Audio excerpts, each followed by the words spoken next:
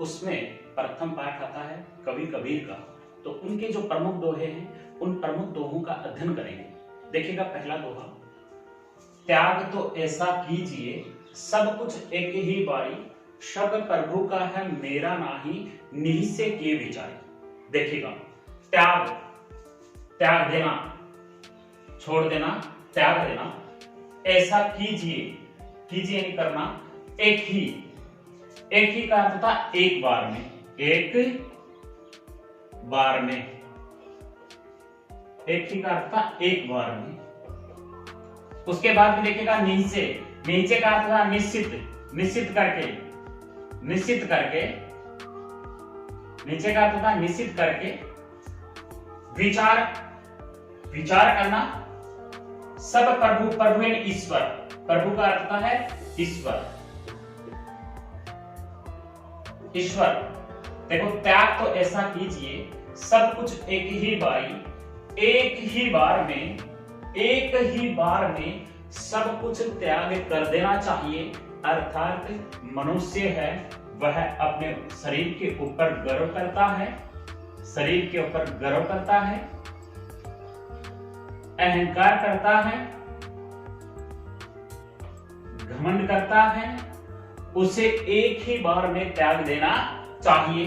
यहां पर देखिए सब प्रभु का है, उसे यह सोचना चाहिए उसके पास जो शरीर है, उसके पास जो धन दौलत है, वह सब ईश्वर की है, वह सब ईश्वर की है। इसलिए उसे नीचे निश्चित विचार करके एक बार में ही त्याग देना चाहिए। अर्थात कवि कहना चाहते हैं कि मनुष्य को कभी भी अपने शरीर के ऊपर, धन दौलत के ऊपर, संपत्ति के ऊपर कभी भी गर्व नहीं करना चाहिए, क्योंकि यह सब ईश्वर का है और एक दिन हमारा जो शरीर है वह मिट्टी में मिल जाएगा। इसलिए नीचे निश्चित विचार करके इन सब को त्याग देना चाहिए। प्रस्तुत पंक्तियों में उपदेशात्मक शैली का प्रयोग किया गया है। 2 नंबर पर देखिएगा, सुनिए, सुनिए यानी सुनना, सुनिए यानी सुनना, सुनना। गुणी की वार्ता, वार्ता का अर्थ होता बातें, वार्ता का अर्थ होता है बातें। गुणी, गुण का अर्थ होता है गुणवान व्यक्तियों की, बुद्धिमान व्यक्तियों की। देखिएगा यहां से सुनिए गुण की वार्ता हमें सज्जन व्यक्तियों की, बुद्धिमान व्यक्तियों की, गुणवान व्यक्तियों की बातों को सुनना चाहिए और उनको ग्रहण भी करना चाहिए। हमें सदा सज्जन व्यक्तियों की, गुणवान व्यक्तियों की, बुद्धिमान व्यक्तियों की बातों को ग्रहण करना चाहिए, उन्हें अपनाना चाहिए। अवगुण, अवगुण का अर्थ है बुरे गुण या अवगुण, अवगुण का अर्थ है बुरे गुण या अवगुण। कभी भी बुरे गुणों को नहीं अपनाना चाहिए। लीजिए, लीजिए यानी लेना, नहीं यानी नहीं। कभी भी हमें बुरे गुणों को अपनाना नहीं चाहिए। अर्थात सज्जन व्यक्तियों की, गुणवान व्यक्तियों की, बुद्धिमान व्यक्तियों की बातों को ग्रहण करना चाहिए और कभी भी हमें अवगुणों को अपनाना नहीं चाहिए, ग्रहण नहीं करना चाहिए। आगे देखिएगा, जिस प्रकार से हंस, हंस एक पक्षी होता है, जिस प्रकार से हंस जो पक्षी है, क्षीर, क्षीर का अर्थ है दूध, दूध। गहत, गहत का अर्थ है ग्रहण करना, पीना। नीर का अर्थ होता है पानी, जल। देखिएगा जिस प्रकार से हंस जो पक्षी होता है वह दूध, क्षीर यानी दूध और पानी के मिश्रण में से, दूध और पानी के मिश्रण में से दूध को ग्रहत, ग्रहत यानी ग्रहण करता है। जिस प्रकार से हंस पक्षी होता है वह दूध और पानी के मिश्रण में से दूध को ग्रहण करता है और नीर, जल को क्या कर देता है, त्याग देता है। उसी प्रकार से व्यक्ति को अपने अवगुणों को त्याग देना चाहिए। अगला देखिएगा, छोड़े जब अभिमान को, अभिमान यानी गर्व, घमंड, गर्व, घमंड। मनुष्य अपने शरीर के ऊपर गर्व करता है, घमंड करता है, अभिमान करता है। सुखी भया सब जीव, भया नहीं हो गया, गया। जीव का अर्थ परमात्मा, आत्मा व परमात्मा। देखिएगा मनुष्य जब अभिमान को त्याग देगा, गर्व को त्याग देगा, घमंड को त्याग देगा, तब उसकी जो आत्मा है वह बहुत सुखी हो जाएगी। अर्थात आत्मा व परमात्मा का मिलन हो जाएगा। आत्मा व परमात्मा का मिलन हो जाएगा। भावे, भावे अच्छा लगता है, भावे अच्छा लगता है। कोई भी कछुए कुछ भी कहे नहीं कहे, चाहे कोई कुछ भी कहे मुझे अच्छा लगता है। चाहे कोई कुछ भी कहे मुझे अच्छा लगता है। मेरे यानी मन में या हृदय में, मेरे मन में या मेरे हृदय में निज स्वयं तीव्र यानी परमात्मा, मुझे अच्छा लगता है कि मेरे हृदय में परमात्मा का निवास है। चाहे कोई कुछ भी कहे मुझे अच्छा लगता है कि मेरे हृदय में परमात्मा का निवास है। आगे देखिएगा अगला, जाति ने पूछो साधु की, पूछ लीजिए ज्ञान। कभी भी किसी साधु संत से उसकी जाति नहीं पूछनी चाहिए। अर्थात जाति के आधार पर कभी भी किसी का मूल्यांकन नहीं करना चाहिए। पूछ लीजिए ज्ञान, उसके अंदर कितना ज्ञान है, उसके अंदर कितना ज्ञान है, वह कितनी बातों को जानता है, कितना ज्ञान है, उस ज्ञान के बारे में उसे पूछना चाहिए।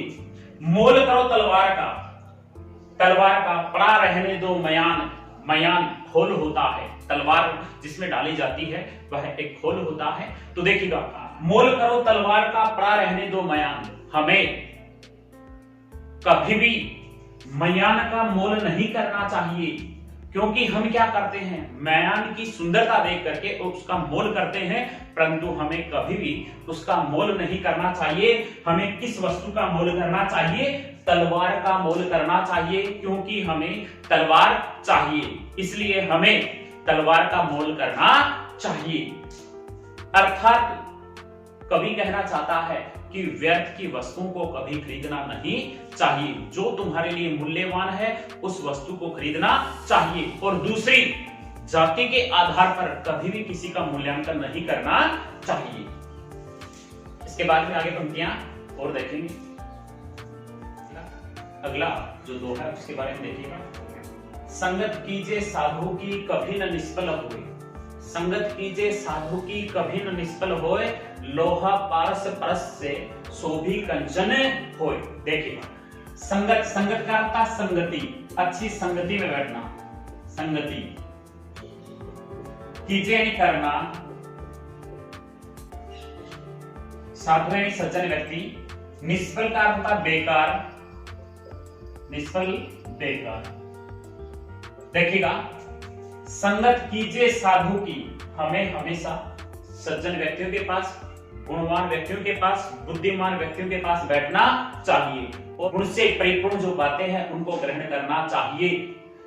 कभी न निष्फल होए, उनकी जो बातें हैं वह कभी भी बेकार नहीं जाती हैं। उनकी जो बातें हैं वह कभी बेकार नहीं जाती हैं। कवि कहना चाह रहे हैं कि हमें हमेशा सज्जन व्यक्तियों के पास, गुणवान व्यक्तियों के पास, बुद्धिमान व्यक्तियों के पास बैठना चाहिए। जब हम उनके पास बैठेंगे तो वो गुण से परिपूर्ण बातें हमें बताएंगे और उन बातों को हमें ग्रहण करना चाहिए। उनकी बातें हैं वो कभी भी बेकार नहीं जाती हैं।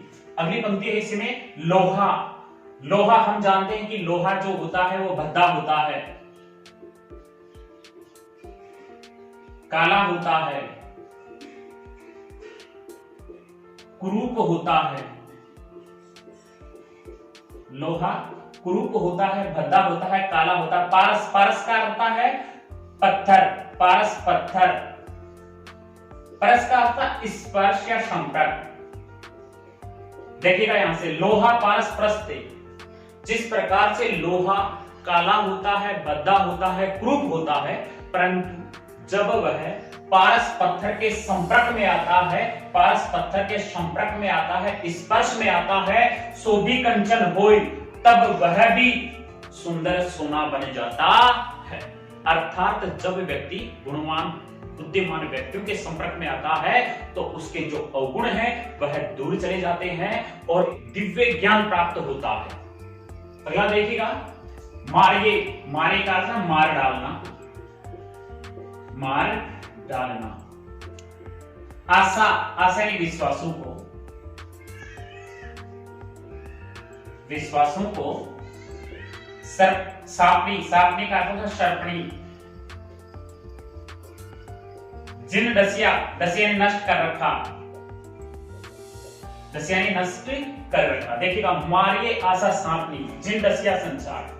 कवि कहना चाहता है कि हम, हमारा कार्य, या हम दूसरों के भरोसे बैठे रहते हैं कि मेरा कार्य दूसरा व्यक्ति कर देगा, जिसने सर्पणी का रूप धारण कर रखा है, जिसने सर्पणी का रूप धारण कर रखा है। इस प्रकार की आशाओं को, विश्वासों को क्या कर देना चाहिए? मार डालना चाहिए।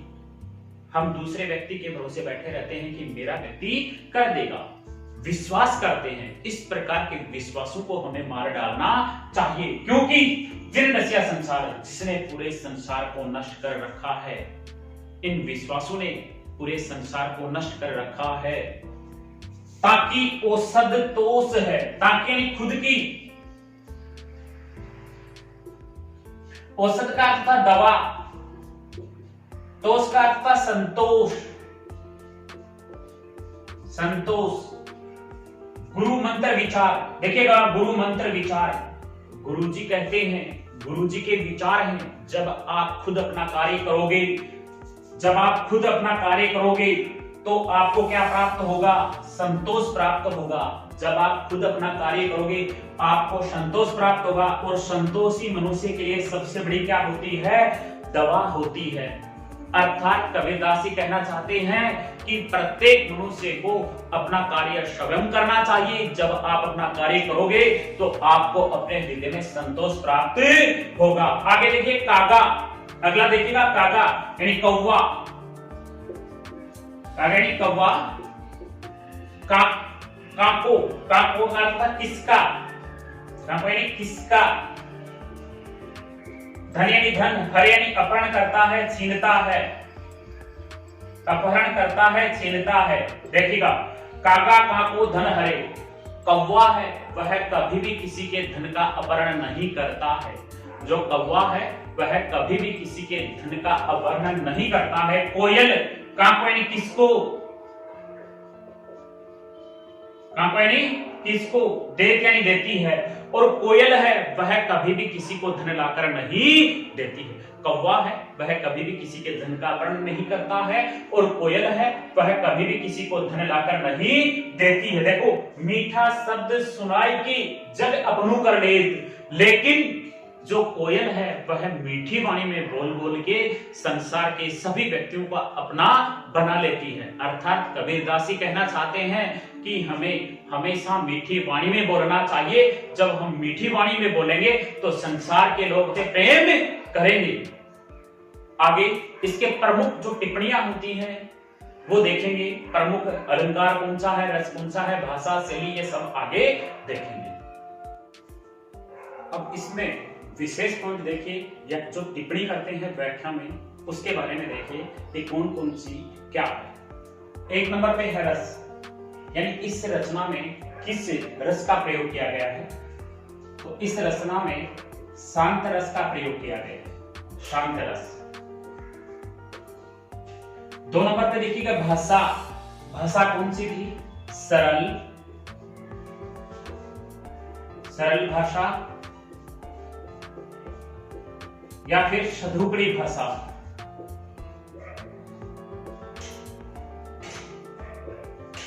शधुकड़ी भाषा।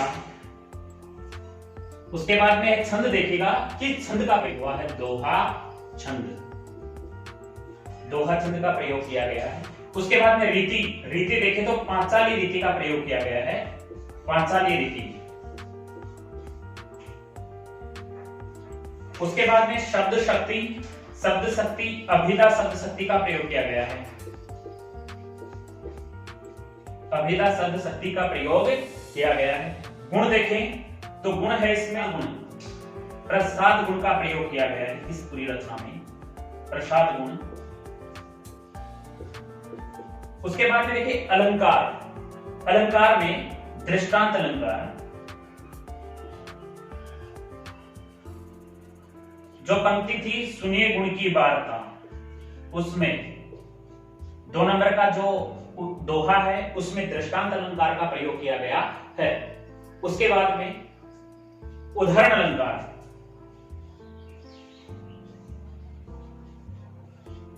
उदाहरण अलंकार। इन पंक्तियों में संगत कीजे साधु की, कभी न निष्फल होय, लोहा पास पस से शोभी कंचन होय। उसके बाद में अनुप्रास अलंकार, अनुप्रास अलंकार किन पंक्तियों में किया गया है? जो पंक्ति थी, कागा कांको धन हरे, कोयल कांको देख, मीठे शब्द सुनाई के जग अपनो करे ले, उसमें अनुप्रास अलंकार का प्रयोग किया गया है। अन्योक्ति अलंकार, अन्योक्ति अलंकार का प्रयोग किया गया है। शैली देखें तो शैली में उपदेशात्मक, उपदेशात्मक शैली है।